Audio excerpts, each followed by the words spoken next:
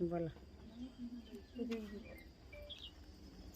क्या कि दुल्हन आई रही है लेकिन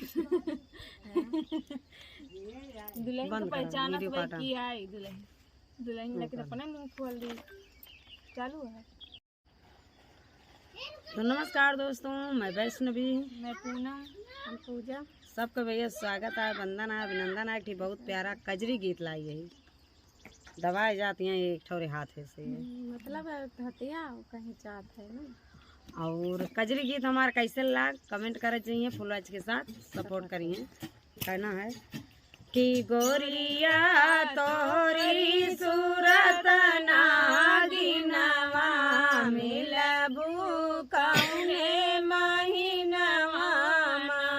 हाँ, गोरिया तोरी सूरत नागिनवा मिलबू कौने महीनवा।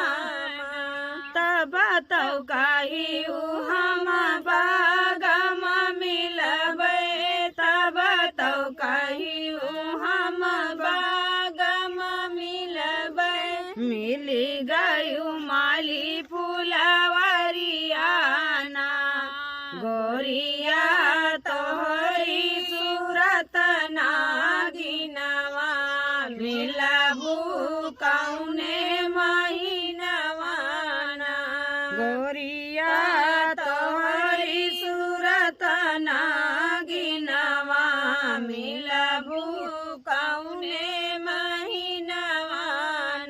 तब तो कही हम कुआं न पै मिलबे, तब तो कही हम कुआं न पै मिलबे। मिली गयु महारा के घरवाना, गोरिया तोहरी सूरत नागिनवा मिलबू कौने महीनवा। गोरिया तोहरी सूरत नागिनवा मिलबू कौने महीनवा।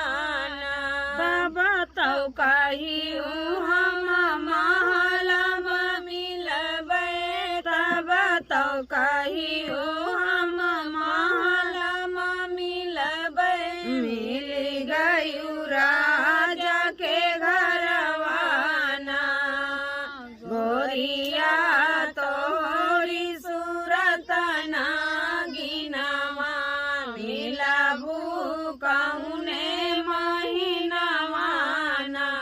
गोरिया तोहरी सूरत नागिनवा मिलबू कौने महीनवा।